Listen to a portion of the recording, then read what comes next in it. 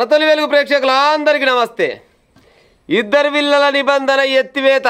అమ్మయ్య, కొంతమంది పాడైపోను. కొన్ని రోజుల దాకా అమ్మ పిసుక చచ్చిరు. ముగ్గురు వీళ్ళలు ఉండే పోటీ చేద్దామనే బుద్ధి ఉండే. ముగ్గురు వీళ్ళకేమో ఛాన్స్ లేదా. అప్పుడెప్పుడో చంద్రబాబు నాయుడు ప్రేయర్లోనో ఎన్టీ రామారావు ప్రేయర్లోనో పెట్టిరు. అది ఇప్పటిదాకా అమలుకి వస్తుండే.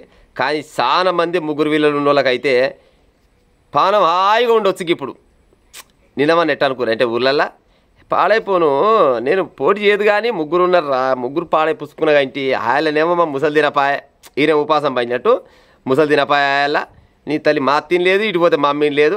ఒక కొడుకో బిడ్డ ఉంటే పాడైపోని ఎట్ట ఉంటారా, మేకసాన్ వాళ్ళకి ఇద్దరు ఉంటే పాడుంటే బాగుండదు. ముచ్చటగా ముగ్గురు కనమైతే నేను పుసుకున్న ముగ్గురు కానీ గిసోటి ఛాన్స్ వచ్చేసరికల్నే పోరగాలు అందరేమో నువ్వు అనమైతే నా వెనకంగానేమో నేను మూడెక్కం అయితే పాడైపోను అని పిసుకొని చేస్తూ చాలా మంది ఉండే.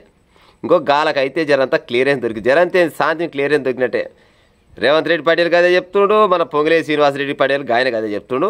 ముగ్గురు వీళ్ళలు ఉన్నా ఏం బాధ లేదు. స్థానిక ఎలక్షన్లలో ఎంపీటీసీగా, సర్పంచ్గా, వార్డు మెంబర్గా, జడ్పీటీసీగా చక్కదానంగా పోటీ చేయొచ్చు, మీకు ఎలాంటి డోకలేదని చెప్తుండు.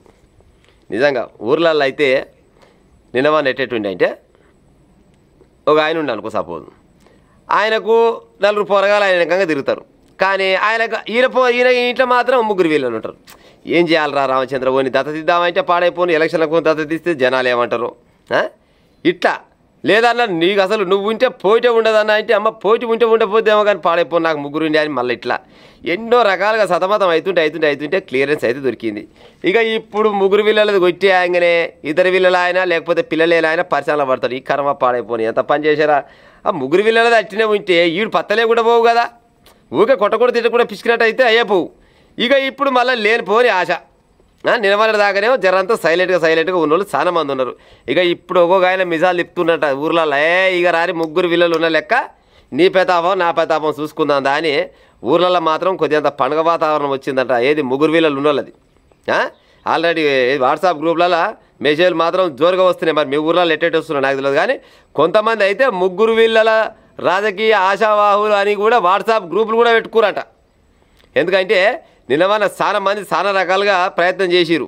ఒక ఆయనకు అప్పట్లో వీడియోనే చేసిండు, ముగ్గురు వీళ్ళలు ఉన్నారు, ముగ్గురు వీళ్ళలు ఉంటే నేను రాజకీయానికి అనర్హునంట, ఎట్టా అనర్హునైతా, ముగ్గురు వీళ్ళలు కనడం నా తప్ప, మరి నేను ఒక్కనేనా, మా అయ్య ఒక్కడేనా, మా తాత ఒక్కడేనా, మరి నాకు ఒక్కడే కొడుకు ఎట్టపాడవుతుంది అని నేను ముగ్గురు గారినందుకు రాజకీయానికి దూరం చేస్తున్నారు. నాకేమో జనాలకు మేలు చేద్దామని ఆలోచన ఉన్నది, జనాలకు సాయం చేద్దామని ఆలోచన ఉంది. కానీ ముగ్గురు వీళ్ళలు ఉంటే ఏం చేయాలని పిసుకుంటోళ్ళందరికీ అయితే క్లియరెన్స్ అయితే దొరికింది. కానీ కొంతమంది నోట్లలో అయితే మన్ను పడ్డట్టు కొట్టింది పక్క.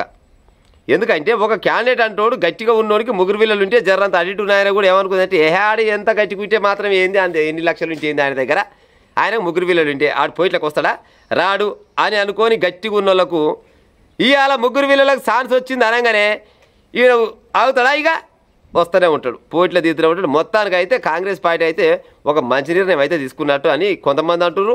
కొంతమంది ఏమంటారంటే ఇది కరెక్ట్ అయిన నిర్ణయం కాదంటారు. కానీ మొత్తానికి అయితే ముగ్గురు వీళ్ళలు ఉన్న వాళ్ళకి అయితే క్లియరెన్స్ అయితే దొరికింది. ఇగో ముగ్గురు వీళ్ళ తల్లిదండ్రులు ఇక కానీ రాజ్యం ఏమీ లేదు. ఇక ఇవాళ నుంచి ఎలక్షన్లు ఎప్పుడు వస్తాయో అప్పటిదాకా నిన్నమన్న చాలా పైసలు దాచిపెట్టి వీళ్ళంతా ముగ్గురు వీళ్ళలు. ఎందుకంటే ముగ్గురు వీళ్ళలు ఉన్నాక నేను ఖర్చు పెట్టకేం అందుకోసమనే ఖర్చుకి వెనకాడిరు. ఇక ఇప్పటి నుంచి ఇక తీయాలి, దాచిపెట్టే పైలైన తీయాలి. ఇంకా పొరగాలకు పంచుతూనే ఉండాలి. పంచితే మరి రేపన్నాడు అన్నో ఎన్నో ఆలోచన చూస్తారు. లేకపోతే ఇక నిన్నమన్న లేకనే దాచిపెట్టుకుంటే చూసేకాలం లేదు. కానీ మొత్తానికైతే ముగ్గురు వీళ్ళ తల్లిదండ్రులు మాత్రం కొద్దిగా హ్యాపీ కూరంట.